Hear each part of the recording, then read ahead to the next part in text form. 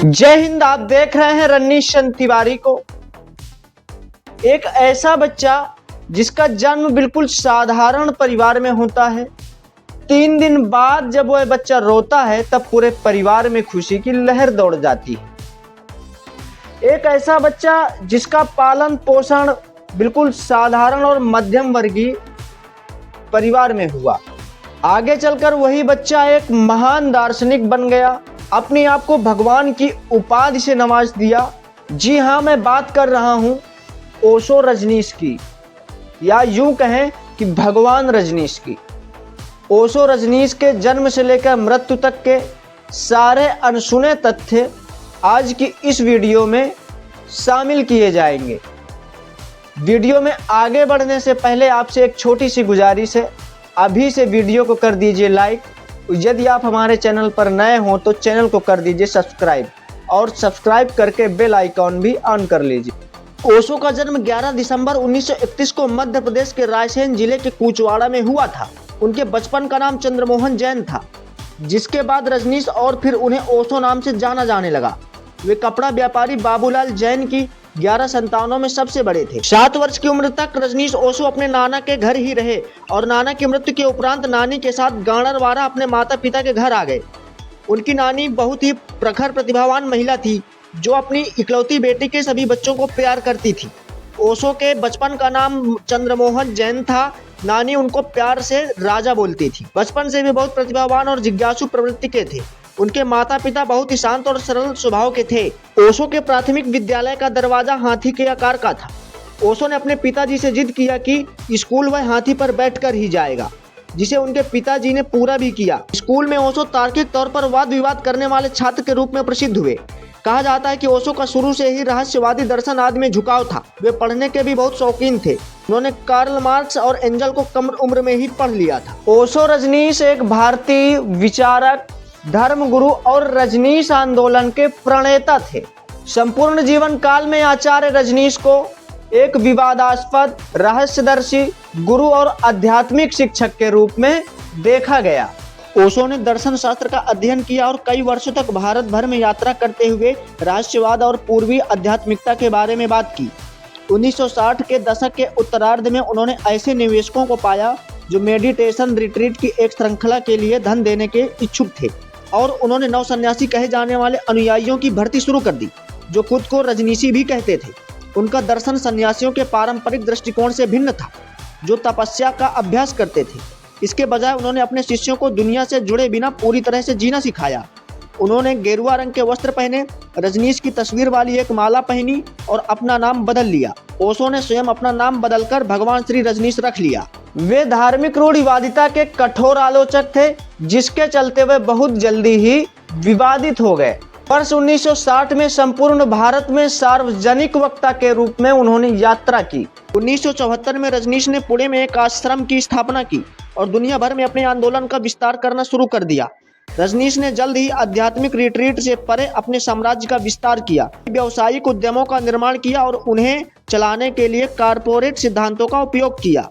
पुणे के अलावा 1981 में रजनीश अपने आंदोलन को संयुक्त राज्य अमेरिका लाए, जिसे आध्यात्मिक ज्ञान और यौन मुक्ति द्वारा परिभाषित किया गया था। दरअसल 1981 में रजनीश आंदोलन ने अमेरिका के एंटेलोप ओरेगॉन में 60,000 एकड़ से अधिक की जमीन खरीदी और इस स्थान का नाम रखा गया रजनीशपुरम। यह स्थान आंदोलन और उसके संचालन का केंद्र बन गया। अब तक यह पूरी तरह से पूंजीवाद दुनिया के साथ जुड़ चुका था। इस आंदोलन ने विभिन्न निवेशों और होल्डिंग्स के साथ साथ अनुयायियों द्वारा दिए गए दान से हर साल लाखों डॉलर कमाई।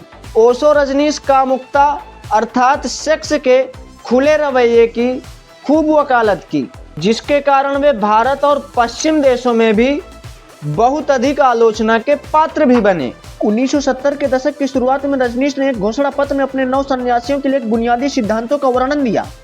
उनका मानना था कि प्रत्येक व्यक्ति आध्यात्मिक ज्ञान के लिए अपना रास्ता स्वयं खोज सकता है। बड़े बड़े शहरों की धर्मनिरपेक्ष जीवन शैली को सांप्रदायिक, देहाती और आध्यात्मिक जीवन शैली में बदलना चाहते थे। रजनीश ने विवाह संस्था पर आपत्ति जताई और नव सन्यासियों को विवाह त्यागने और मुक्त प्रेम के सिद्धांत के तहत एक साथ रहने के लिए प्रोत्साहित किया।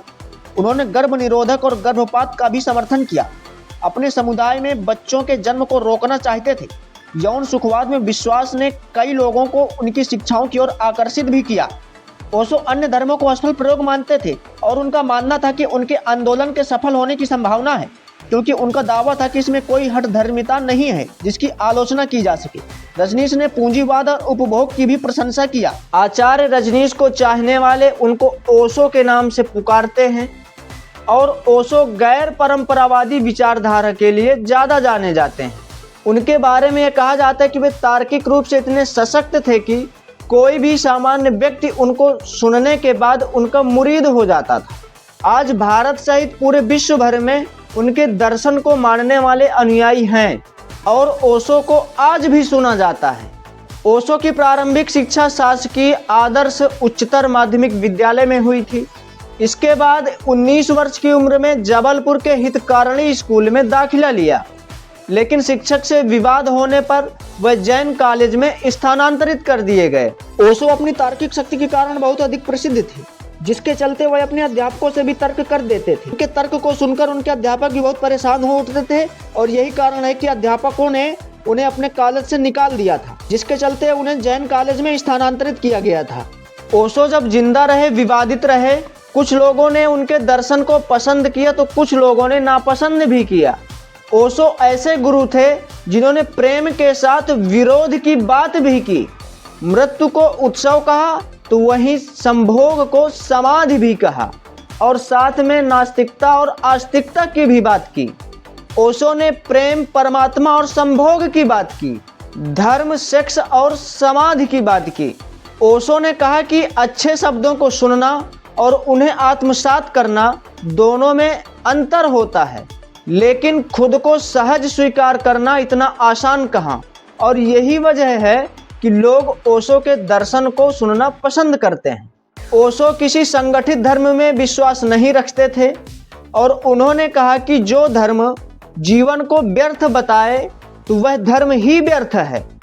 आचार्य ओशो की आवाज में इतना आकर्षण था कि उनकी बात को सुनने के लिए लाखों की तादाद में लोग खुद ब खुद खींचे चले आते थे और ओशो की हर बात में तार्किकता नजर आती थी। और यही कारण है कि ओशो का दर्शन तर्क पर आधारित ज्यादा दिखाई देता है।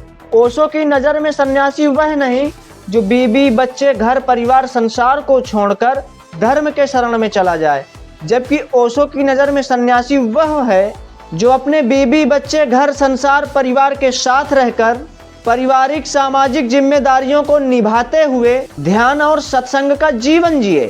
कहा जाता है कि ओशो महात्मा गांधी के विचारधारा से हमेशा असहमत रहे और उनका कहना था कि गांधी की विचारधारा इंसान को पीछे ले जाती है।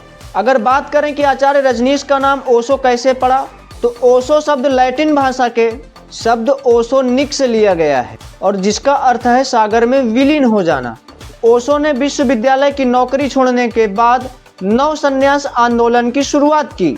70 और 80 के दशक में यह आंदोलन खूब विवादों पर रहा था। 1974 में रजनीश ने पुणे में एक आश्रम की स्थापना करने के बाद दुनिया भर में अपने आंदोलन का विस्तार करना शुरू कर दिया, जिसके लिए उन्होंने अपने व्यावसायिक उद्यमों का निर्माण किया और उन्हें चलाने के लिए कारपोरेट सिद्धांतों का भी उपयोग किया। इस प्रकार रजनीश आंदोलन बड़ी मात्रा में धन इकट्ठा करने में सक्षम था। 1981 में रजनीश आंदोलन ने अमेरिका के ओरेगॉन 60,000 एकड़ जमीन लेकर अपने साम्राज्य का विस्तार किया, जिसका नाम रखा गया था रजनीशपुरम। रेंच ने एक विश्व महोत्सव का आयोजन भी किया जो 1982 में शुरू हुआ और यह एक वार्षिक कार्यक्रम बन गया। ऐसा माना जाता है कि 1984 में लगभग 15,000 लोगों ने इस कार्यक्रम में भाग लिया था, जिस पर लगभग $10 मिलियन खर्च हुए थे। बताया जाता है कि रजनीश के पास 90 से अधिक रोल्स रॉयस वाहनों के साथ साथ रत्न जड़ित घड़ियों सहित अन्य विलासिता की वस्तुएं भी हैं। रेंच हजारों अनुयायियों का घर था और इसका अपना अग्निशमन और पुलिस विभाग, रेस्तरां, मॉल एवं हवाई पट्टी और एक सार्वजनिक परिवहन प्रणाली थी। लेकिन रजनीशपुरम एक शांतिपूर्ण अभयारण्य के अलावा कुछ भी साबित नहीं हुआ। जिस भूमि पर इसे बनाया गया था उसे कृषि उद्देश्यों के लिए जोन किया गया था और जोनिंग नियमों ने केवल 6 निवासियों को अनुमति दी थी। आंदोलन ने दौरा करने वाले निरीक्षकों को बताया कि खेत एक कृषि सहकारी संस्था थी, लेकिन खेत में बड़ी संख्या में लोगों के कारण आसपास के निवासियों की शिकायतें हुई। जब रजनीश को बताया गया कि भूमि का गैर कृषि उपयोग शहरी क्षेत्र में होना चाहिए, तो आंदोलन ने पास के शहर एंटेलोप में संपत्ति खरीदना शुरू कर दिया। स्थानीय निवासियों ने एंटेलोप शहर को विघटित करने की मांग की, लेकिन वोट आंशिक रूप से विफल रहा। क्योंकि बहुत सारे रजनीश अब एंटेलोप के नागरिक थे। बाद में रजनीशियों ने नगर परिषद पर कब्जा कर लिया। इसके कारण शहर का नाम बदलकर रजनीश करने के लिए मतदान हुआ, जिससे ज्यादातर ईसाई स्थानीय लोगों और रजनीशियों के बीच तनाव बढ़ गया। 1984 में एक जैव आतंकवादी हमले से तनाव बढ़ गया, जिसके कारण 700 से अधिक लोग बीमार पड़ गए। हालांकि कोई मृत्यु नहीं हुई। एक संघीय जांच में 2 वरिष्ठ रजनीशियों का पता चला, जिसमें आंदोलन के एक उच्च पदस्थ सदस्य और रजनीश की निजी सचिव मां आनंदशीला भी शामिल थे, जो हमले के पीछे के मास्टरमाइंड थे। उन दोनों को दोषी ठहराया गया और जेल की सजा दी गई। रजनीश ने देश से भागने की कोशिश की, लेकिन उत्तरी कैरोलिना में उसे पकड़ लिया गया, जहां उसे गिरफ्तार कर लिया गया और बाद में उस पर मुकदमा चलाया गया। दोष सिद्ध का समर्थन करने के लिए पर्याप्त सबूत होने के बावजूद रजनीश ने निर्वासन का विकल्प चुना, जिसके चलते इतना तनाव बढ़ गया कि रजनीश को 20 से अधिक देशों ने प्रवेश देने से मना कर दिया। बाद में वह पुनः अपने पुणे आश्रम में पुनर्जीवित करने के लिए भारत लौट आए। रजनीश के आने के साथ ओरेगॉन रेंज एक भूतिया शहर बन गया। वैसे आप लोग आचार्य ओशो के बारे में अपनी क्या राय रखते हैं, कमेंट करके जरूर बताइएगा। मिलते हैं अगले वीडियो में, तब तक के लिए जय हिंद।